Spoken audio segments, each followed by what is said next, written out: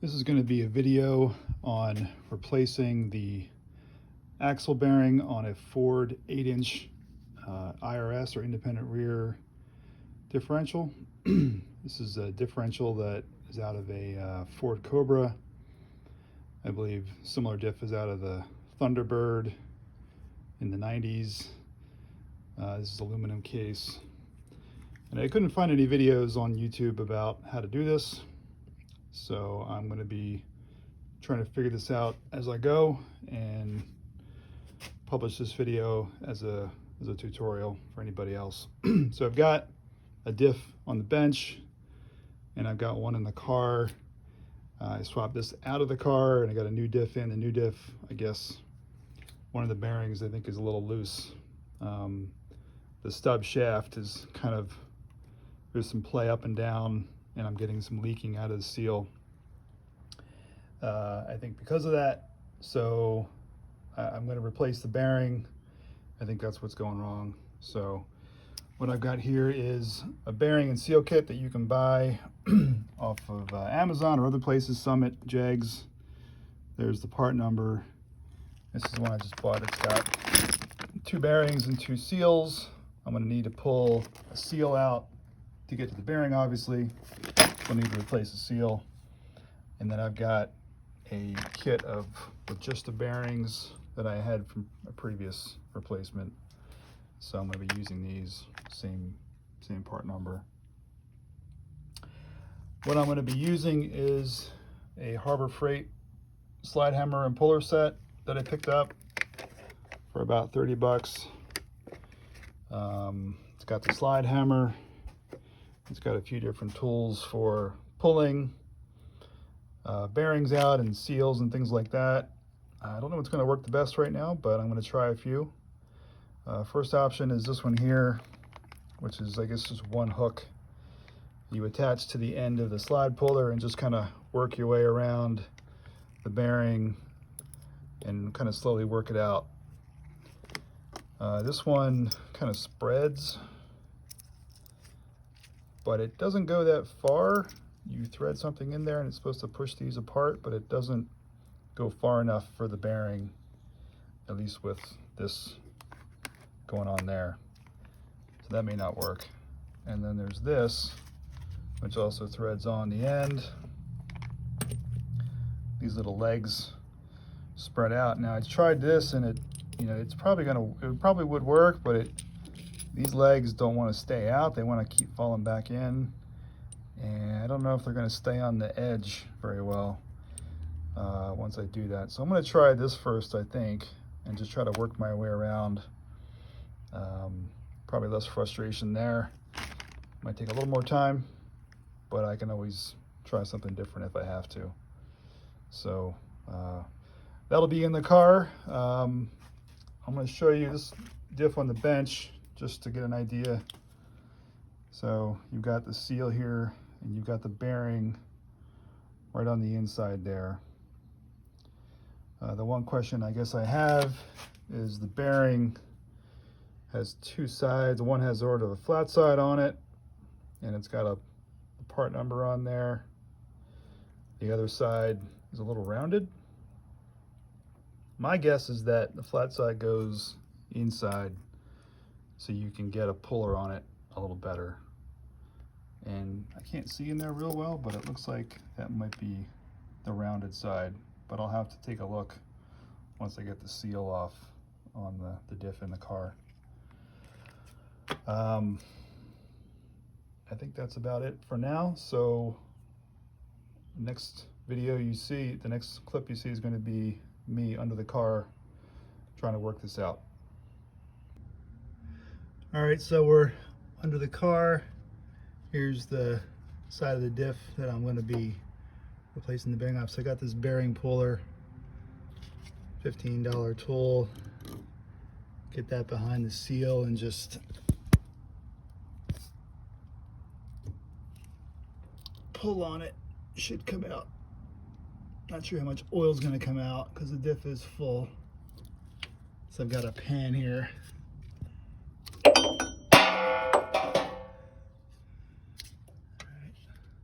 I think I did put a little RTV on the seal when I installed it.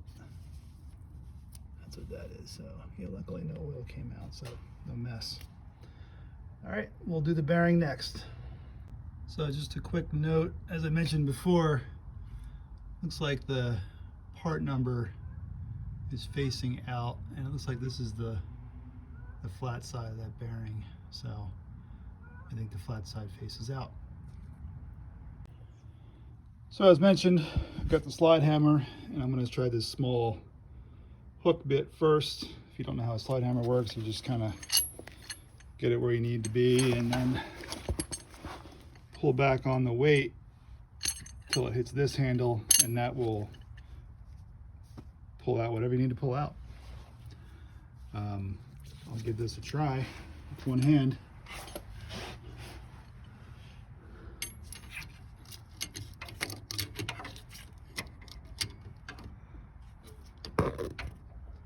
There's a little bit of, I'm gonna need two hands for this. I gotta hold the rod with one hand and then the weight with the other. So I'm gonna turn the camera off. So the little single hook thing, thought I was making progress, but it kept slipping off the inside. It wants to kind of turn as it's pulling. It wants to kind of move off. I might try it again and just try to sharpen that hook a little bit so it's got more of a like a fish hook to it. You can really grab into the bearing. I kind of overlooked this bit here, and I'll give this a try next. See if that's prevents it from like rotating on the inside, grabs it better. So I'll give that a try next. Okay, so fuck that little hook. It kept sliding off even worse, it seemed like, than before. So went back to this, took a file to get a little bit of a bevel there, so it kind of has a bit of a sharper edge there to grab onto. And then also just take a screwdriver and tighten the end so it, you know, the bit doesn't keep wanting to come off. So we'll try this now. All right, we're making progress here. It's starting to come out. What I'm doing is hooking this over.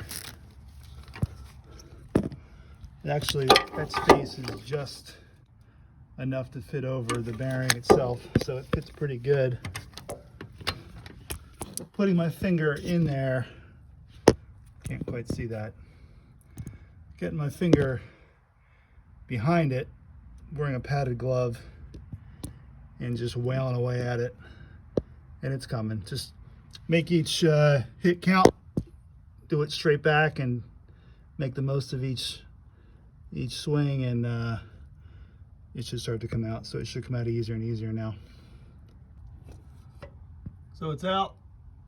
You can see some of the damage from the hammer. I don't know how you avoid that, but clean it up a little bit and hopefully it'll be all right. I mean, it's not like a sealing surface, just got to hold the bearing in place. Here's the bearing. That was the outside. There's the inside. So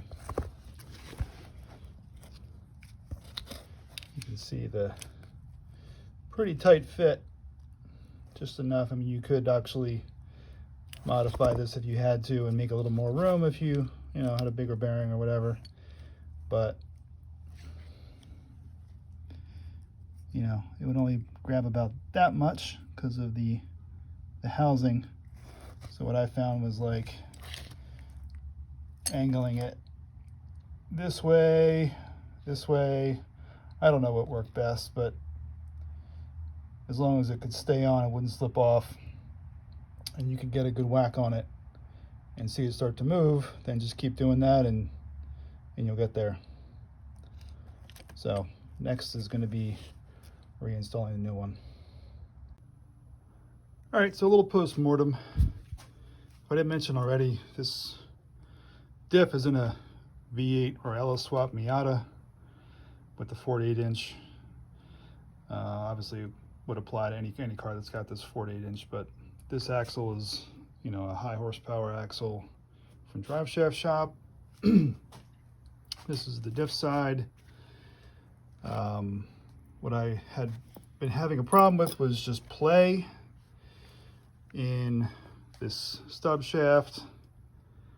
And I tried to slide this back on. Right there is where the bearing rides. And just see if I could, you know, how much play is there. I mean, you can feel some play. It's not, I don't know. When I put the new one on,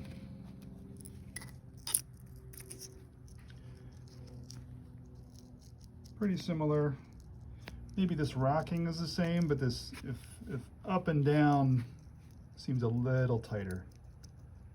So what I also noticed was the new bearing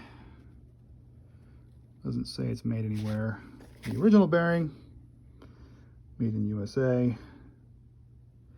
So this diff I have in the car now, I bought, if you can believe it, as a new old stock diff from somebody who lived an hour or 2 hours from me near the Philadelphia area. It was a dealership, Ford dealership that was liquidated, and he ended up with the diff. Unsealed, unopened, I guess, but it had the gear ratio I wanted, a 3:23, and so I bought it. I replaced the seals, thinking those were probably, you know, dried out. Did not touch the bearings, and so I don't know if you're going to find a USA made bearing these days. From a thread that I saw on, or some comments I saw on Summit for this part number, a guy shared a picture of the old and the new bearing styles, and the new have, you know, a plastic, whatever you call that, retainer for the little needle bearings. Looks like that's the case with this USA made bearing. Same with the probably Chinese made or foreign made. So hard to tell other than the markings on it. All the other dimensions seem to be fine, so we'll hope it was just a fluke. I mean, I lubed these up when I installed it, and I'm going to flush the fluid out after I do this and put fresh fluid in, and you know, all the bearings are in place and no damage. So that was just enough play from this bearing to, I think, cause this to kind of flop around. I was getting a little vibration, which I couldn't tell if it, you know, what it was. I had put a new transmission in at the same time, and winter tires, and didn't know if it was a driveline issue or what. So I think it might have been this issue, because it was slowly dribbling fluid down out of the axle seal, and I figured, okay, something's not going right there. Either the seal's bad because the bearing was bad, or there was so much play in the bearing that the seal couldn't do its job and then leaked fluid, and I just can't have that long term, so, or the vibration. So that is that. So now to try to move forward with installing this, that'll be next. After I installed the axle, I went back and looked at the old bearing and the new one. I was really curious about, I guess, the build quality. So this is the old one. And I just took a pick and kind of got in there, and was curious if this here was, kind of scratch it with the pick. It's definitely metal. And the new one, same deal. Yeah, I mean, plastic, I would be able to gouge that, and, you know, it wouldn't, kind of wouldn't make that noise, I guess. So these are both metal on the inside, so I guess that speaks a little bit better to the quality. I've heard that maybe some of these can be plastic, so maybe that depends on where you buy them, but I would run away from something that had plastic here and not metal. So just wanted to add that extra bit of info. To put this back in, if you have a 32 millimeter, is the same thing I used to take the axle nut off, the rear axle nut off of Miata. That could work.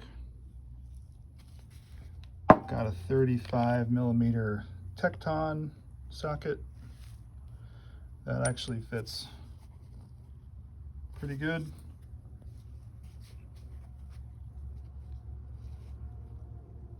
So I'm gonna go with that. I might even put a extension in there to get some reach to get it started. It's a bit of a tight space. You want to get the bearing started straight, and then once it's straight, you can kind of tap it in slowly. So I might actually hit that bearing surface with some Scotch-Brite or something to see if I can smooth that aluminum down a little bit. Maybe some very light sandpaper. I don't know. So I've got some 400 grit sandpaper for like body work, well, rough body work, and I'm just trying to smooth that little area where the puller was rubbing against as I was wailing away at it. So I'm just taking the sandpaper and just going back and forth.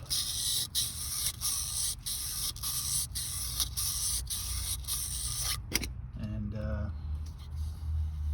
you know, you can feel maybe some indentations there, but not, you know, there's nothing, no raised areas and no deep gashes, so that should be fine. It's on the inside, so you're already gonna have the bearing kind of seated as it's going in, so it shouldn't cause any trouble getting it started, or it's aluminum, so it'll give way. So obviously cleaned it up with brake clean, wiped it down a bit. I've got this socket extension to give me some room to get it started. The bearing is going to go in and be flush, or just a little bit inside this first lip here, if I remember when it was installed.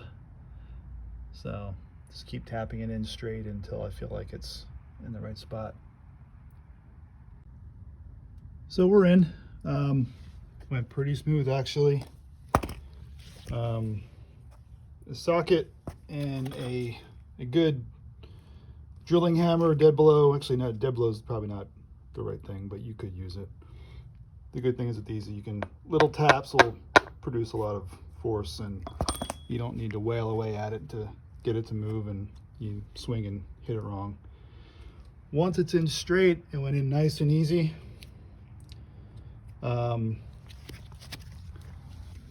So there's a bit of a lip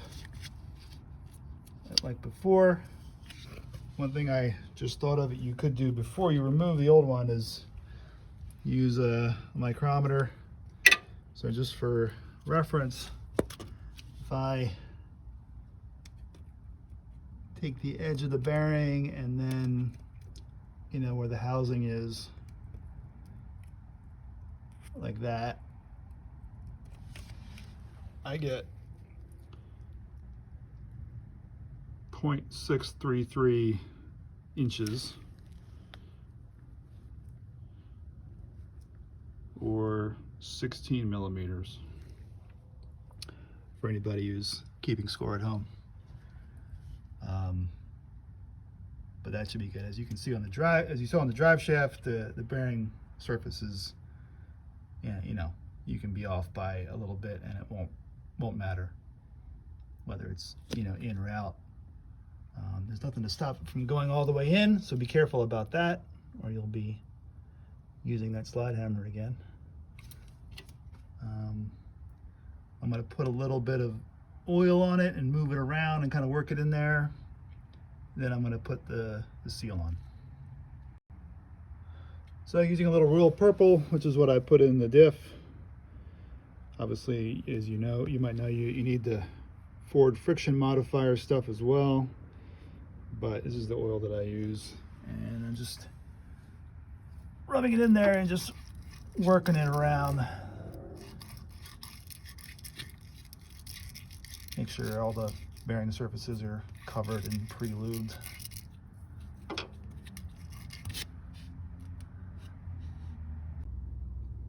Okay, we're ready for our seal. Here's the seal. I made sure it fit over the stub shaft okay. What I've got here is a 41mm socket that I have. I have different size sockets for pressing stuff and doing stuff like this. This just will work perfectly. I think what you can do here is get it in there, almost push it in by hand to get it started.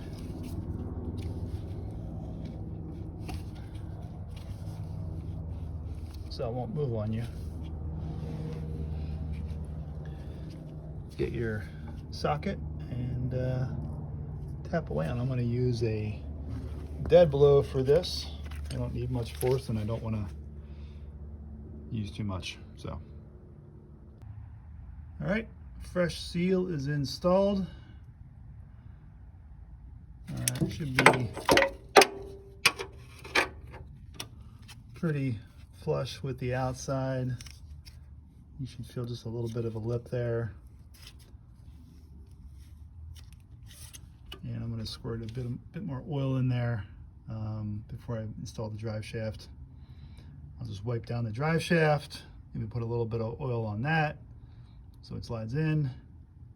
And let's hope that this bearing fix was what I needed here. Otherwise, I don't know what else in there could be causing the problem. But a 20-year-old bearing that hasn't been used could just fail. So that may have been just what happened. But thanks for watching, and comment if you have any questions and I can try to answer them. I'll try to put part numbers and other stuff in the description of the video to help anybody out. All right, thanks.